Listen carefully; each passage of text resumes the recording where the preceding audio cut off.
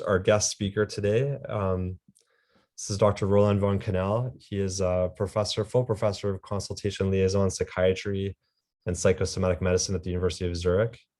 He's also the head of the Department of Consultation-Liaison, Psychiatry, and Psychosomatic Medicine at this institution.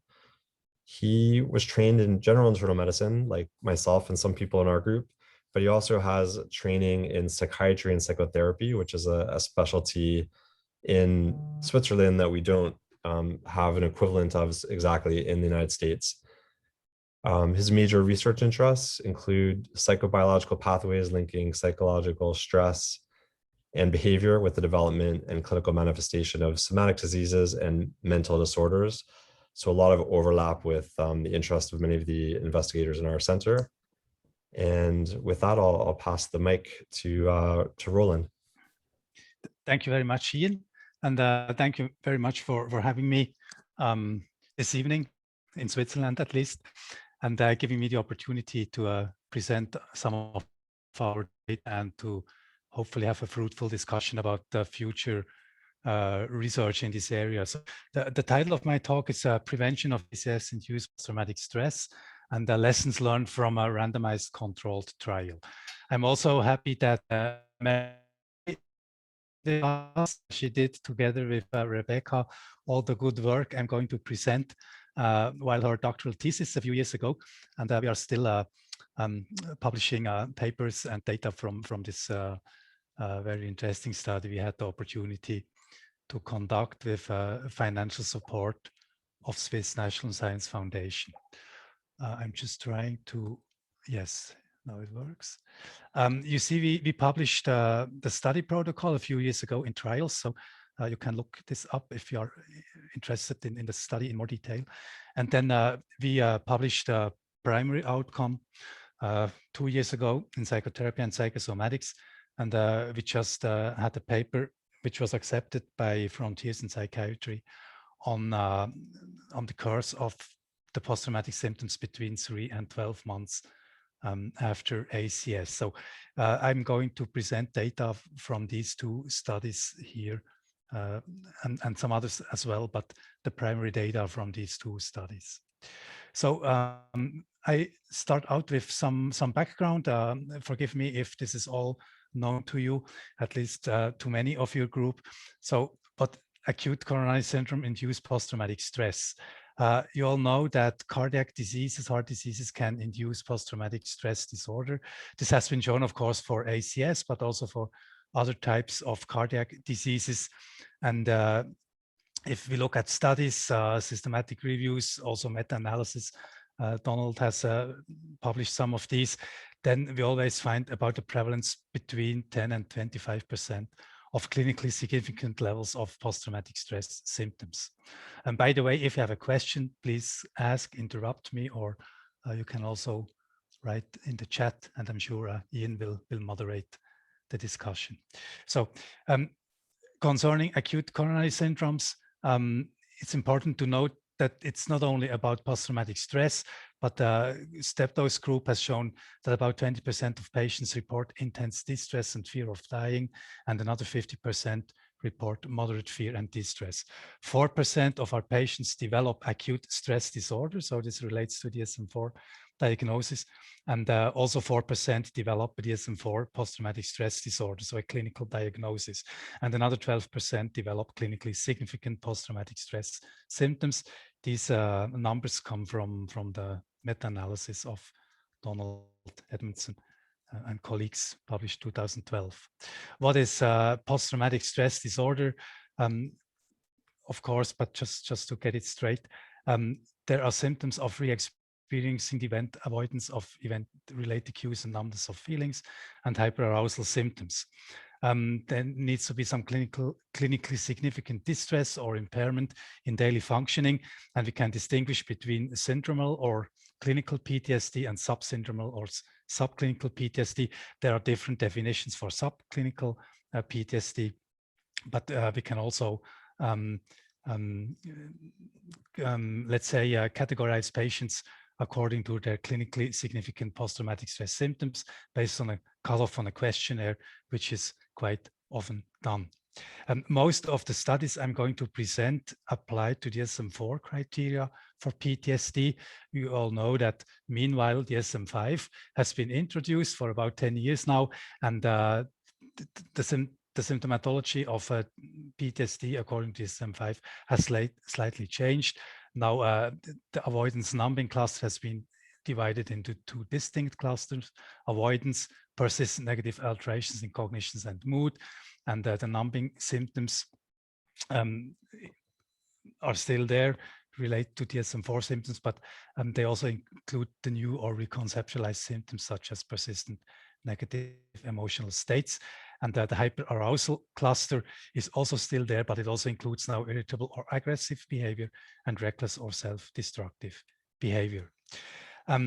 If we look at our patients, so what kind of symptoms do they present? How do they experience DSM-4 criteria? So I have here two examples of patients which had been referred to me a few years ago when I was working in cardiac rehabilitation. So we had a patient when she was sitting at the dinner table, all of a sudden she fearfully recalled her heart attack, which had occurred 2 months before, out of the blue. And the situation back then was that she was sitting at the dinner table with her husband and she had this heart attack. And then when she sits again at the table, all of a sudden she recalls that situation. So she has typical flashback symptoms. Then she gets palpitations when hearing a siren, even from afar. Or another patient declines to talk about his heart attack with friends and family. So he shows classical avoidance symptoms. He also skips intake of medication, cardiac medication, and cancels follow-up visits with his cardiologist on short notice. So another type of avoidance behavior. A third patient feels irritated and complains of sleep disturbances. Now, there are some specifics to ACS-induced post-traumatic stress symptoms. And again, much of this knowledge comes from your group, especially also from Donald's research. It's important to realize that unlike trauma, which relate to natural disasters or motor vehicle accidents and other atrocious events, that cardiac diseases represent enduring somatic threat because they are internal events or internal diseases. They are ongoing and they are future-oriented. And intrusions are also future-oriented, not only as we had here flashbacks, we also talk about flash forward intrusion, so in the form of threatening thoughts and images of a new infarction. And avoidance has also a special note, if you want, or a special flavor, because avoidance is almost impossible if you have a body disease, because body signals act as constant reminders of the infarction. Avoidance is also dangerous, and because therapies are necessary and skipping them can increase feelings of guilt. Finally, hyperarousal symptoms are difficult to distinguish from symptoms of recurrent life-threatening cardiac events, including thoracic pain, palpitations, and so forth. Now, there is quite a discussion going on whether acute cardiac events can even be traumatic events. And in the DSM-5, medical events do not necessarily constitute traumatic events. However, sudden catastrophic events meet the criteria. For instance, waking up during surgery or anaphylactic shock. And Noah Wilchinski from Israel has published quite a nice, I would say, or a very nice paper recently, also systematic review. And she concludes that the accumulated data strongly support the existence of PTSD as a consequence of a cardiac event, at least in the case of an acute coronary event for which there are the most studies. Why? Because acute coronary syndromes are acute in nature, as the name says, and they present real risk of death, which is indicated by the event.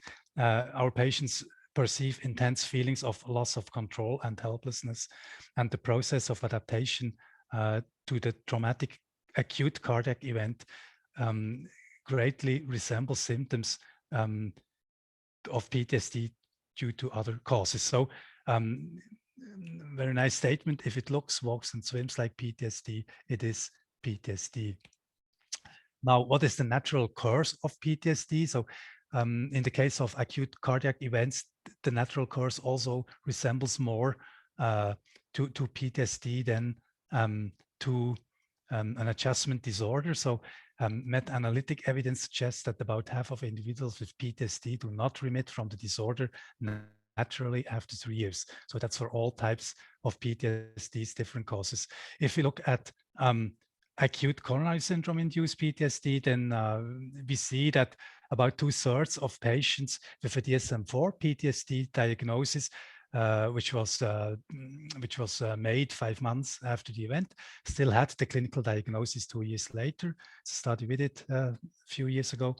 And in terms of clinically significant post-traumatic stress symptoms, it's also obvious that there is persistence of the symptoms at least after the first year following the cardiac event. So there's some chronicity going on, and the natural course is not like an adjustment disorder where symptoms would be expected to wane.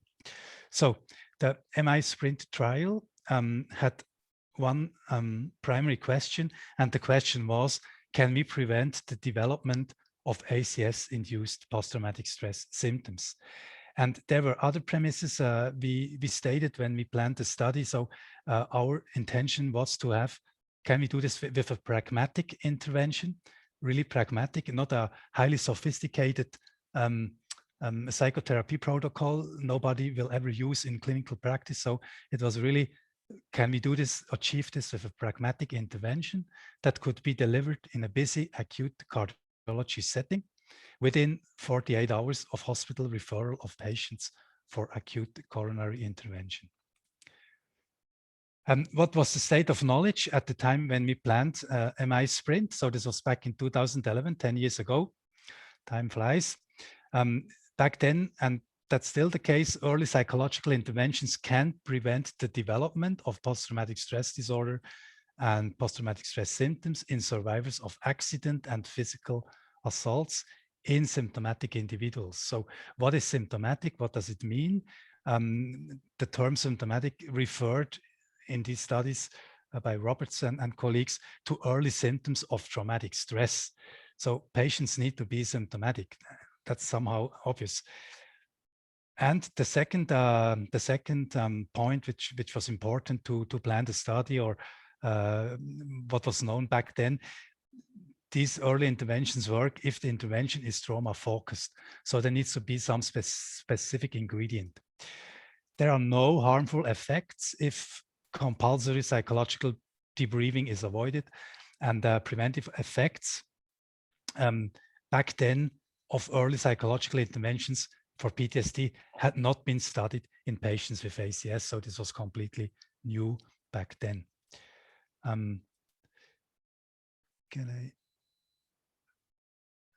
Okay, so the primary aim was whether this trauma-focused counseling intervention can reduce post-traumatic stress in patients with early symptoms of traumatic stress by one single 45-minute session, targeting potentially emerging traumatic reactions when compared with an active control intervention, targeting the general role of psychosocial stress, which was called stress counseling. So trauma-focused counseling versus stress counseling. We had some secondary aims, which are not so important for the purpose of this talk. And the primary hypothesis was when compared with the control group, the trauma-focused counseling group will report at least 20% lower interview rated. So it was not a, it was a clinical interview, post-traumatic stress levels 3 months after MI as the primary outcome. And the secondary hypothesis, the group difference will persist for up to 12 months. And the Verum group, or the trauma-focused counseling group, will additionally show better psychosocial functioning and lower cardiometabolic risk markers at both follow-up assessments. Okay, the time course of the MI SPRINT trial, myocardial infarction occurred. Then within a maximum time window of 48 hours, patients were admitted, had the intervention, and then there was a 3 months follow-up and 12 months follow-up. Potentially eligible participants were informed about the study. Inclusion and exclusion criteria were verified, informed consent was obtained, questionnaires were completed, and the counseling intervention took place. Then in the afternoon, ideally, there were general questions, a history was taken, and some cardiovascular measures were obtained, also heart rate variability. And the next morning, we collected a blood sample from fasting patients. Then follow-up after 3 and 12 months. I'm not sure, can you see the title of the slide? Because I can't actually. We can see it. I have this. Can I go this? Maybe can this go away? Oh, maybe like this. Excuse me. Here, yeah. Okay, so the procedures 3 months and 12 months follow-up. We had the reception. We collected again cardiovascular measures, and then the CAPS interview was performed. So this is the clinician-administered PTSD scale. It's a clinical interview for the assessment of the frequency and intensity of the 17 DSM-4 PTSD symptoms. DSM-5 now has 20 symptoms. DSM-4 had 17 symptoms. Please note the score. It ranges from 0 to 136. That's important to judge the effect of the interventions. And then we had some general questions, medical history, medications which were assessed, and so forth. And then we also asked patients to complete the post-traumatic diagnostic scale. That's a self-rated questionnaire for the assessment of the frequency only, not the intensity, only the frequency of PTSD symptoms, with a score ranging from 0 to 51. So how did we define symptomatic ACS patients for the purpose of our study? We defined symptomatic based on a high level of peritraumatic distress assessed with 3 numeric rating scales. And those refer to fear of dying, feelings of helplessness, and perceived pain. We assessed these 1-item questions in a previous study on patients from the same hospital who were naturally observed, and we observed in these patients that those with PTSD clinical diagnosis had much higher scores in these 3 measures than those without PTSD. And we also found that the greater the pain severity, the higher helplessness, and the greater the fear of dying, the greater was the score on the post-traumatic diagnostic scale. And then we came up with the idea to screen patients for peritraumatic distress based on these 3-item, 1-item, or single-item questions. Inclusion criteria, the usual ones, older than 18 years, and they had to have STEMI or non-STEMI, had to be in a stable circulatory condition. Here you see the cutoffs for perceived distress. So we required at least a 5 for fear of dying and or helplessness, and at least a 5 for chest pain. Exclusion criteria, you can see here, we excluded patients with cognitive impairment. Sufficient knowledge of German was required because the counseling was delivered in German only. Current severe depression, but only based on the cardiologist, based on the judgment by the cardiologist, and on clinical depression. So everything had to go quite in a hurry because our patients were only in the hospital for 48 hours or not even that long. Here is the flow diagram for the study. You see we assessed 1,800 patients, and I can refer you to these 2 lines here. There were 550 patients we could not approach because they were immediately transferred or discharged to other hospitals. So within this system Switzerland introduced in 2012 with the DRGs, diagnosis-related groups. Maybe you are familiar with that. It was really the case that patients were referred to the tertiary university center. They got their cardiac intervention, and then they were discharged again and referred back to their referring hospital. So we could not get these patients. Then we had quite a number who was not familiarly enough with German language. That's a problem. And then quite a number who were not interested, but that's how we came up to 444 patients who provided informed consent.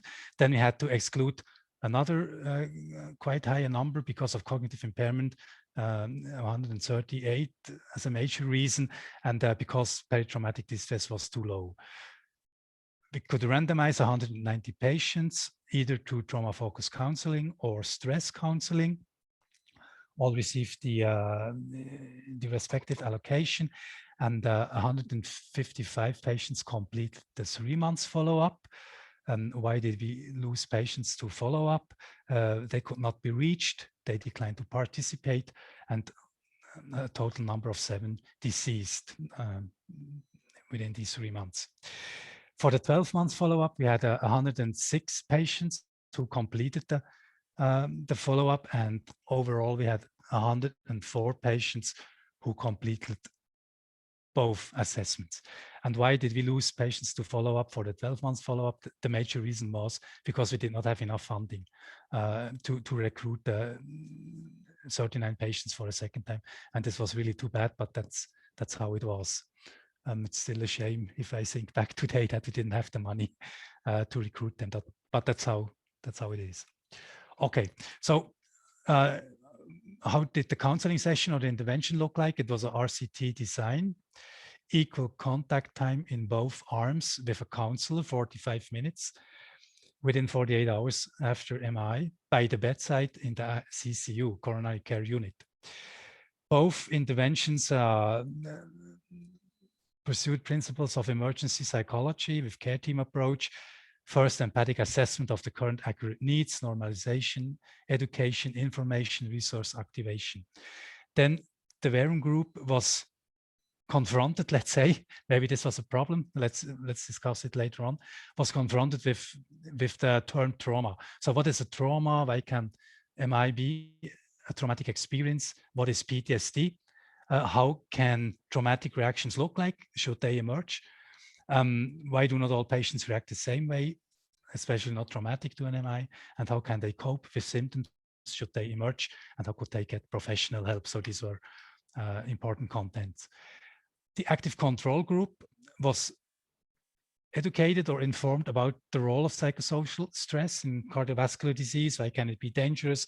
How does it interfere with behavioral, with health behaviors? Again, why do not all people react the same way to psychosocial stress? How can psychosocial stress interfere with adherence to cardiac therapy and so forth? And how can it be reduced?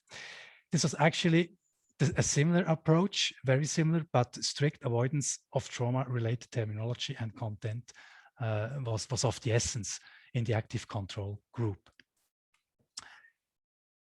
In addition to this 45-minute intervention, all patients received a self-help booklet, which was based on available literature issued by Claudia Herbert, which was also in the study team.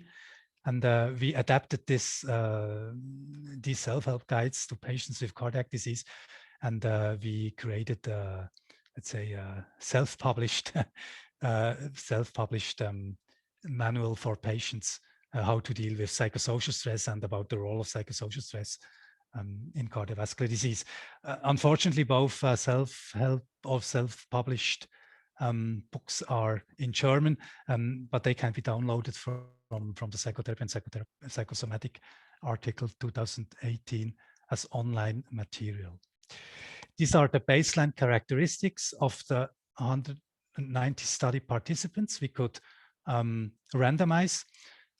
Just to keep it short, all baseline characteristics were similar, so not significantly different between the two counseling groups, except for fear of dying, which was significantly and slightly higher in the trauma-focused counseling group.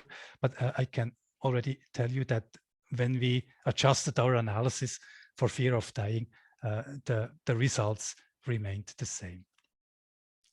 So these are the most important data, primary and secondary outcomes between intervention arms at 3 months follow-up. What do we have here? It's the CAPS total score, clinician administered PTSD scale. Again, interview rated post-traumatic stress severity. Intention to treat.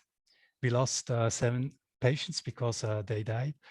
And in addition to the intention to treat analysis, a completer analysis. And you see that the absolute values or the absolute level in the trauma-focused counseling group of post-traumatic stress was higher than in the stress counseling group. But it was not significantly different. And effect sizes were minimal or small, but not significantly different. And again, please remember that the maximum score you can get on the CAPS is 156 points. So we had 11 points here, and here we had barely 10 points. The same for the symptom clusters, no significant difference.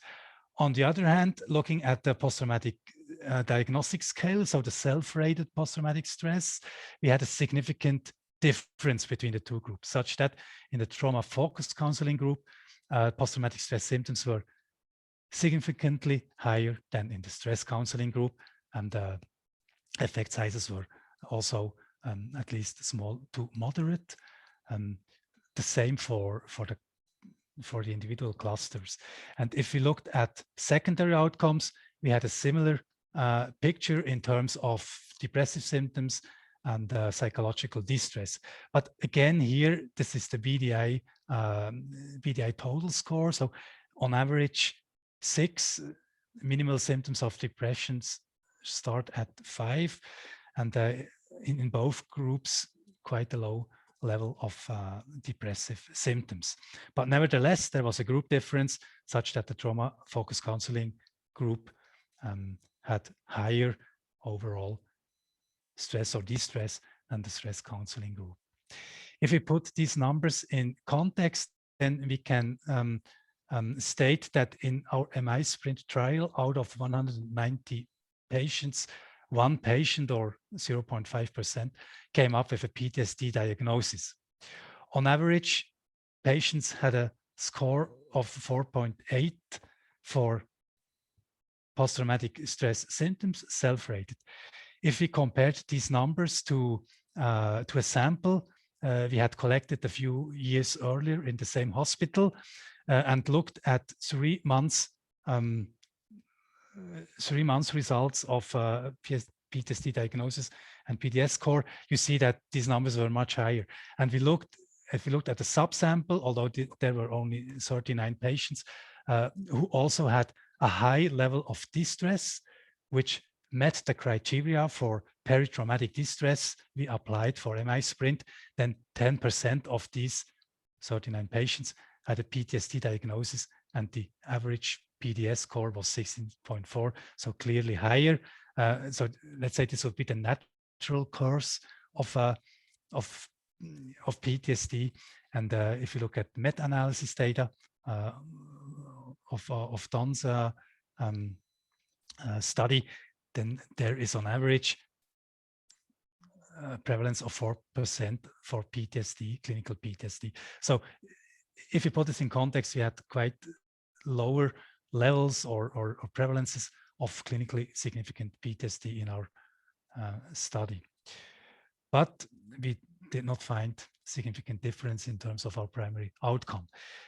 Then in the just recently published paper, we looked at the 104 completers of MI Sprint, and we found here that also at the 12 months follow-up, there was no significant difference between both groups in terms of interview-rated post-traumatic stress.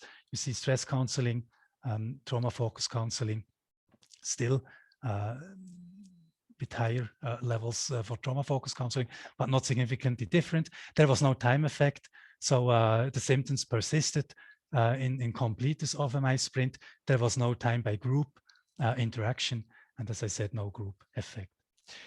If we looked at clinically significant post-traumatic stress symptoms, not the diagnosis, because at just one patient with a DSM-4 diagnosis, but if we looked at the cutoff on the CAPS, which has previously been proposed, which would be 20 for clinically significant post-traumatic stress, then we saw that there was over time in all patients, across all patients, a statistically significant decrease in clinically significant post-traumatic stress symptoms. So 3 months assessment, we had 18% of patients, and at the 12 months assessment, we had 9% of patients with a cutoff of 20 on the CAPS. But again, no group difference and no group by time interaction. So you just can say this is the natural course. It was independent of the type of the intervention. Then we did some moderator analysis in completers. And what we found, there was a direct, so a positive association of the Charlson Comorbidity Index and also of the Gray score. So that's a number of physical diseases, and the Gray score as an index of mortality, project mortality for the next 10 years.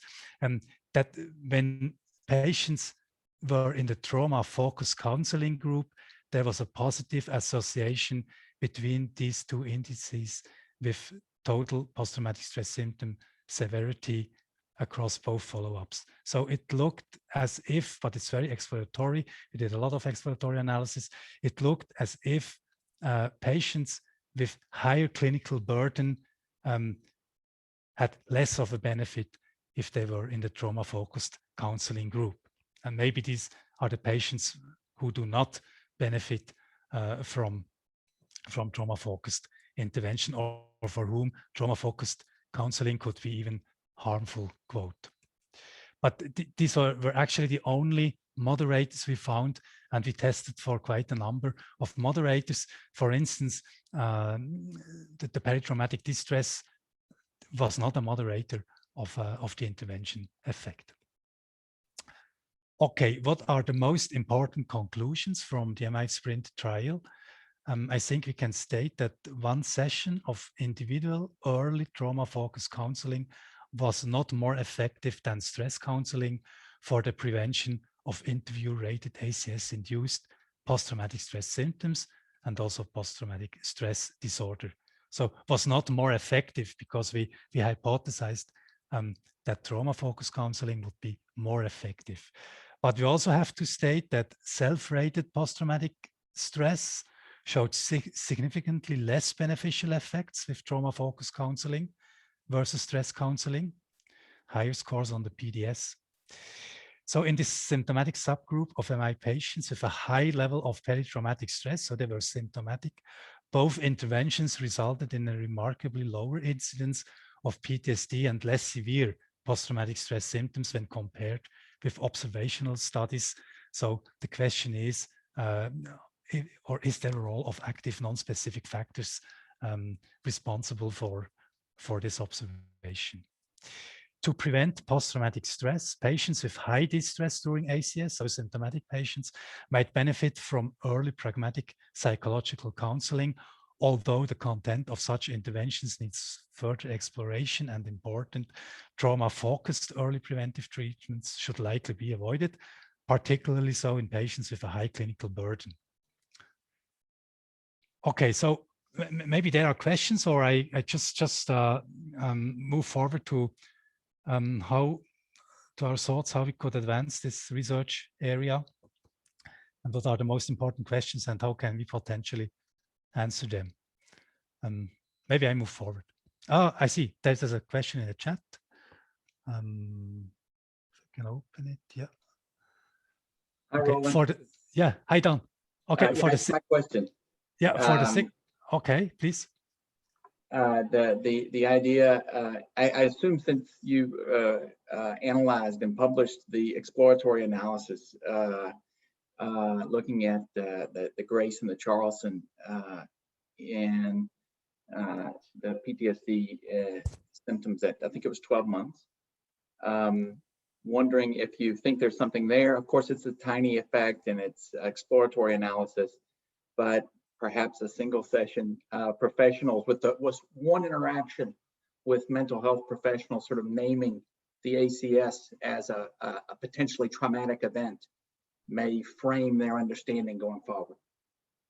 Yeah, I fully agree. I think this could be a problem.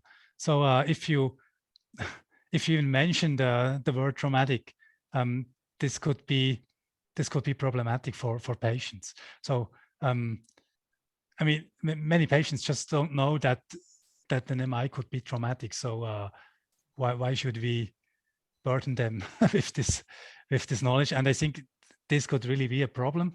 And this could also explain why we had a difference between the interview-rated post-traumatic stress and the self-rated post-traumatic stress, because you can put it more in context.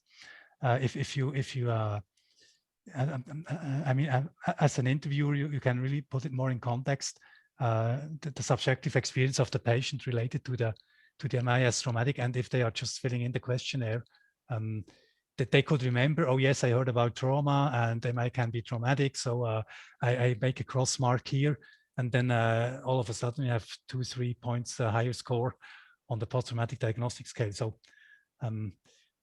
that's really an issue. But I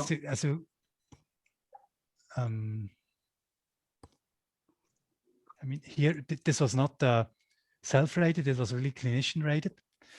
And I mean, it can be that patients who have a high clinical burden, that they just have more somatic distress, and they are really concerned about their health and about their health outcome.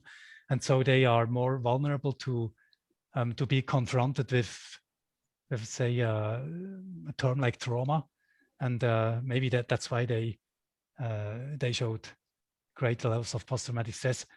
I don't know, but if you add trauma on top on their clinical burden they already have, they might be just more distressed or more vulnerable, more susceptible maybe. That's a great point. I also wonder, you know, the PTSD, overall PTSD burden in your sample is, of course, incredibly low. And perhaps one explanation for that is that any intervention early on, you know, with some psychological literacy can suppress the emergence of PTSD symptoms. I also wonder, I don't think we have a one-to-one comparison, but in our samples for a long time, we've been assessing some paratraumatic distress, fear of dying, helplessness. And I know Talia Cornelius is on the Zoom as well, who developed our scale. And I wonder how comparable that initial distress, the peri-ACS distress, fear of dying is between our samples that we're seeing, you know, sometimes depending on where you put the cutoff, 30%, you know, of people at 1 month at least who are very distressed. About what proportion of your patients were saying, yeah, I'm worried that I might die? It's a good question. I think it was about 1/3. 1/3, okay. Yeah, it was about 1/3, maybe 30%. If I have to go back into the literature we published in 2009. I think it was quite a high number. If you see from, I've showed the natural course before in the sample where we had 139 and 39 reported or at least qualified for the cutoff. So yeah, it's about 25 to 30%. Okay, then in that case, the baseline is at least comparable in our folks that we're not intervening with. Yeah, well, except for the Roybal Center is starting to now. Mm-hmm. Thank you, Roland. Thanks.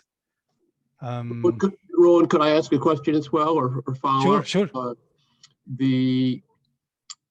It seems to me that there's a little bit of something approaching a contradiction between saying that,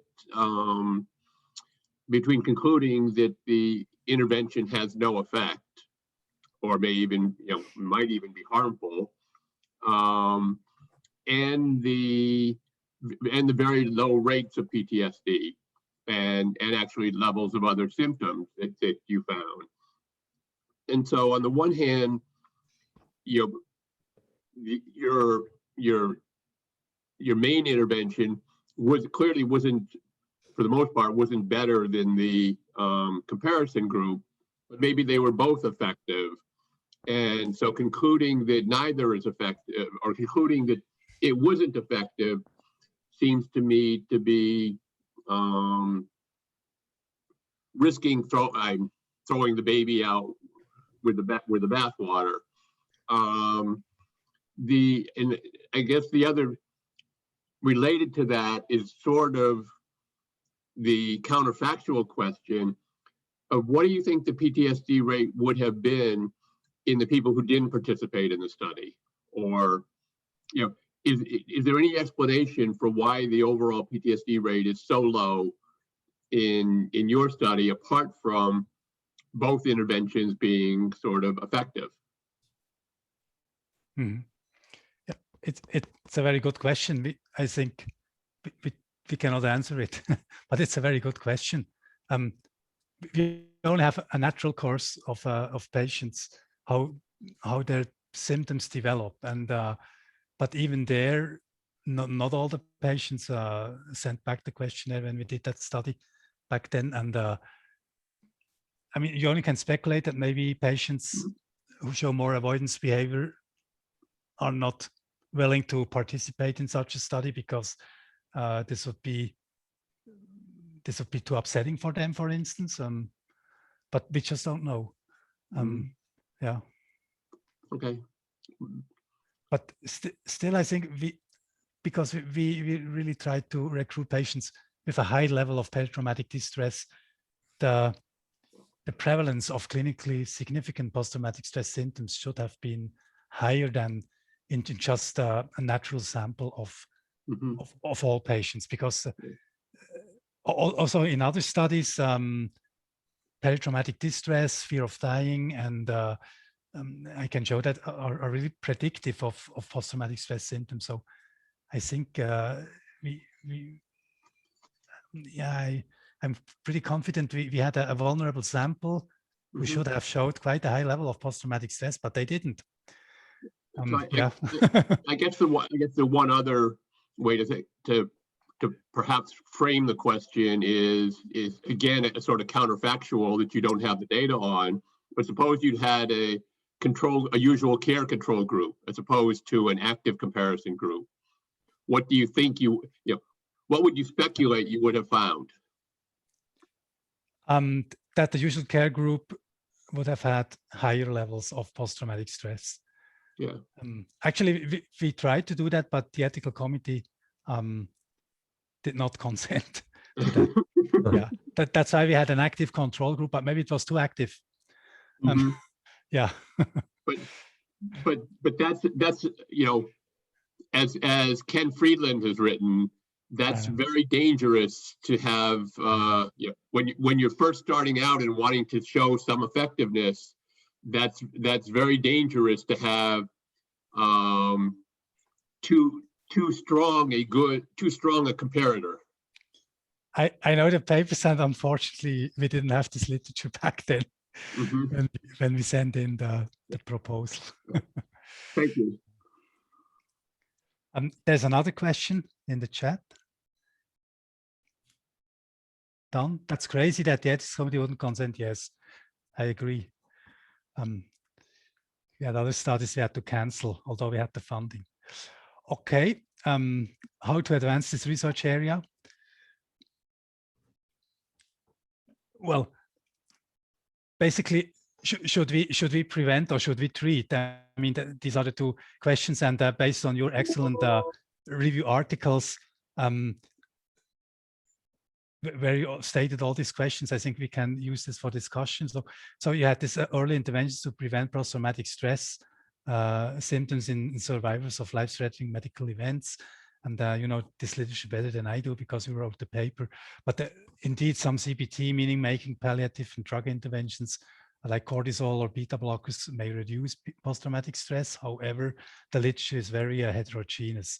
And really the question is, what are the targets? So is it about reducing memory consolidation early on, or is it about behavior change to test specific mechanisms, just to rush through? And should we look whether a baseline distress or fear of death is really the point we should intervene? I think that's quite a good idea. So, but what are the precise characteristics of symptomatic patients? Is it really about these measures here, the numeric rating scales we use? What are the cutoffs? None mentioned that issue. And should we examine how intervention efficacy varies between individuals? So which are the moderators and predictors of intervention effects? I think not every intervention is good for every patient. So it's really about personalized medicine in the end. And we are just planning studies using so-called prediction models to predict not only post-traumatic stress, but also psychological distress based on different biopsychosocial factors, and to hope that we come up with some modifiable predictors we can intervene early on. And these are the predictors, or some of the predictors which have been shown to be associated with post-traumatic stress disorder. And I think especially the aspects related to the cardiac event, subjective perception, fear of dying, and so forth, might be important. Others as well. You know, these studies say also from your group, we had acute distress here as potential predictor. We have the heart loss, Mary's one of her paper from her dissertation, but you also have crowding in the emergency department, persistent cardiac threat perception, which is a very interesting concept. Should we intervene on these predictors of post-traumatic stress before post-traumatic stress emerges? I think this would be an interesting way to go. And there are other biopsychosocial predictors we just showed or published in our current studies, also from MI Sprint. For instance, we should avoid probably benzodiazepines, or inflammation might be an issue, but how can we curtail inflammation during acute MI? That would be another question, but it seems to be that smaller decrease in CRP over 3 months is associated with greater severity of post-traumatic stress, or low serum cortisol is also an issue. Sleep problems, I think this might be quite an interesting target. So we found that sleep problems at admission and increase over time. So from admission to 3 months follow-up, and that 3 months follow-up was positively associated with post-traumatic stress severity at 3 months follow-up.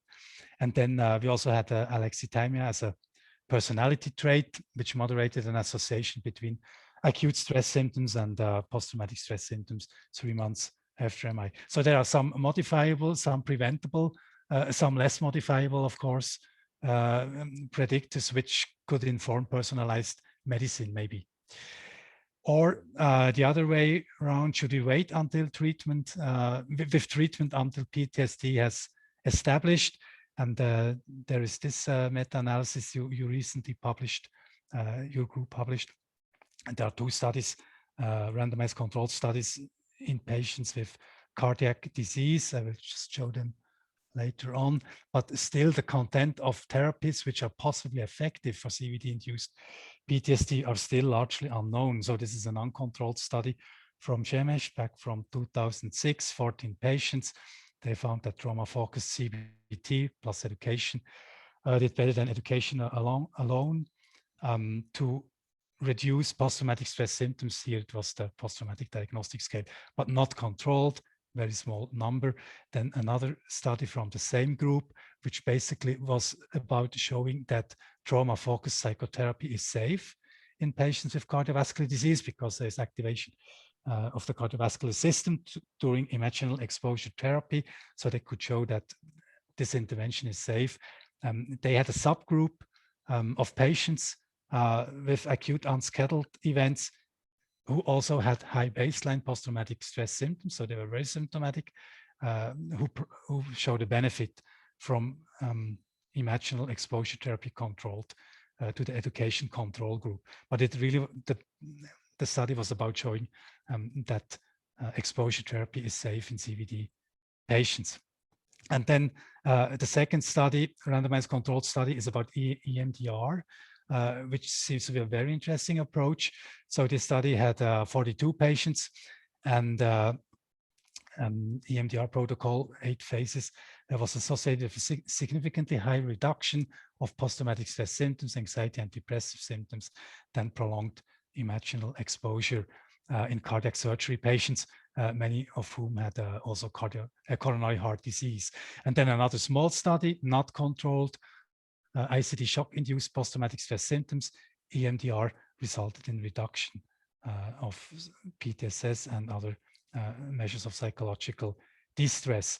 So maybe, or first, EMDR protocol includes assessment of body sensations, which are associated with the target event, so cardiac event or ICD shock, which is followed by reprocessing, and the bilateral eye movements during reprocessing seem to have de-arousing effects. That's the idea behind it, and may interrupt the positive feedback loop between cardiovascular sensations and anxiety-induced arousal, and as envisioned by the enduring somatic threat model. So there could be a rationale for why EMDR could work. And the EMDR might be more suitable in cardiac PTSD compared to treatment protocols which motivate patients to keep focusing on the traumatic event, where higher emotional involvement seems to be related to a better outcome. And maybe if the involvement is not that high emotionally, which is the case with EMDR because it focuses more on the body sensations, this might be more helpful for this group of patients. So that's my last slide, also open to discussion.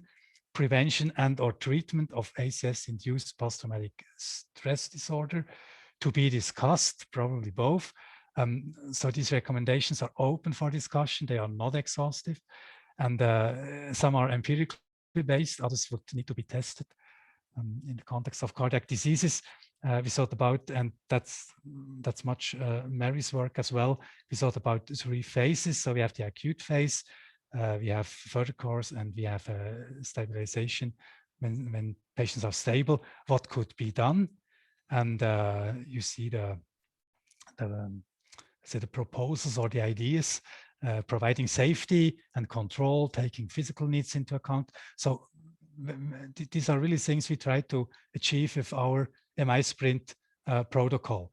And the normalization, create a supportive, calm environment, avoid overcrowding, for instance, prevent memory consolidation, a very good idea. The question is, how can we achieve this?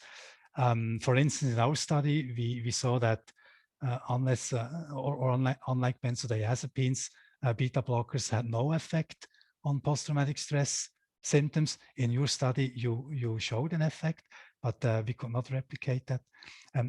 Another issue would be supportive talk, involve relatives.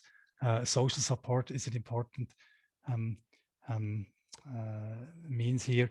And I think we can say that no, or that's clear, no debriefing, compulsory debriefing should take place, and we should probably avoid trauma-focused content, at least during the acute phase.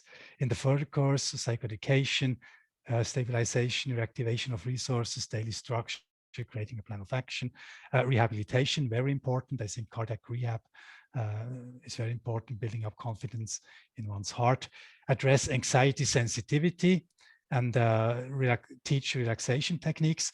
And after all, when our patients are stable, I think then it's time to apply EMDR, for instance, but also trauma-focused psychotherapies or CBT. Body memories could be included with EMDR. Future-oriented intrusions should specifically be addressed, and during somatic threat as well. Maybe ACT could be an approach. Medication can be warranted to be used, SSRIs, for instance, which seem to be quite safe in patients with cardiac disease. And last but not least, great conditions for a presence worth living and future worth imaging. And to summarize these ideas, should we develop, or could we develop prediction models for early prevention based on which we can provide personalized care and can monitor patients for emerging post-traumatic stress symptoms, which are at risk based on prediction models? And collaborative care for sure is also of the issue in these patients. It could include motivational interviewing to improve health behaviors and treatment adherence due to avoidance behavior. With this and with this slide, I close my talk, and I hope we still have some minutes for discussion. Thank you for your attention. Thank you so much, Roland. That was really amazing. I think we still have around 5 minutes left in case people have questions.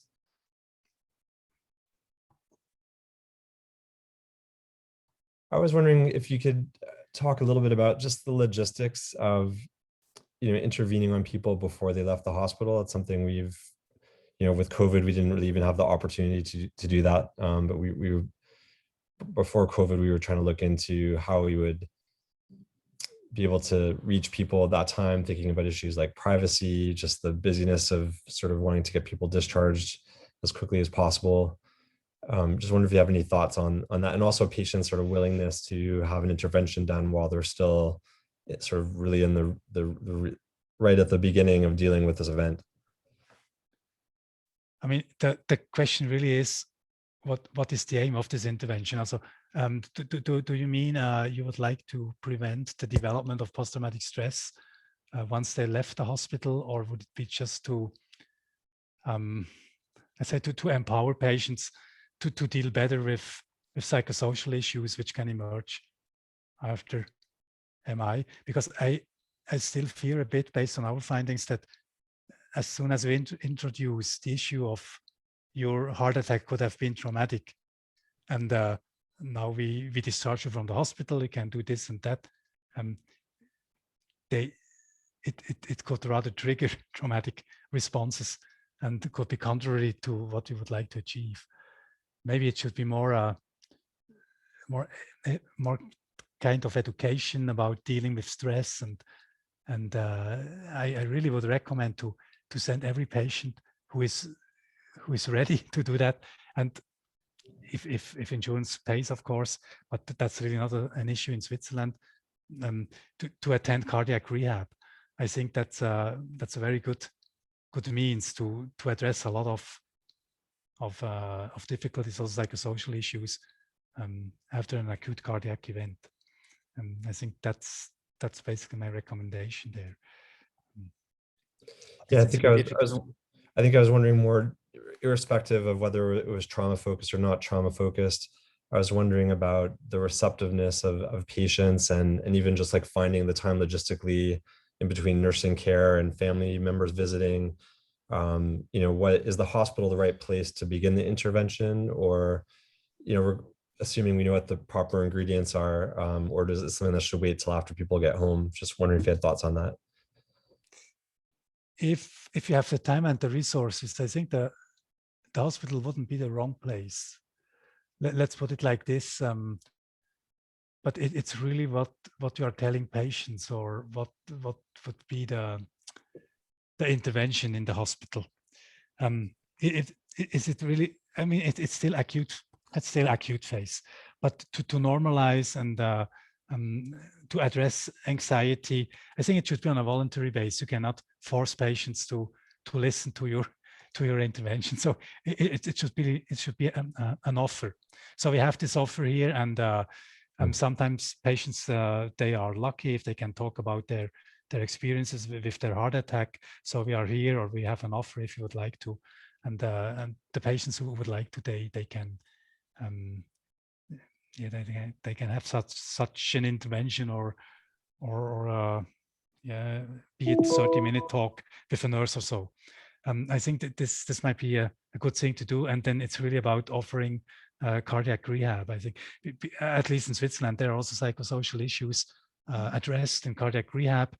Sometimes there are psychologists who address, in addition to group therapy or group education sessions, psychosocial issues.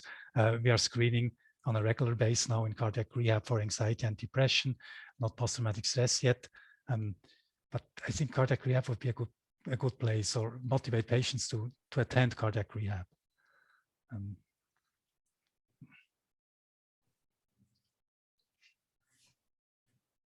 Does anyone else have a quick last minute question? I know Don mentioned he'd love to hear some feedback on some of the pilot studies that we're proposing, but I think some of our pilot PIs are not on the call today.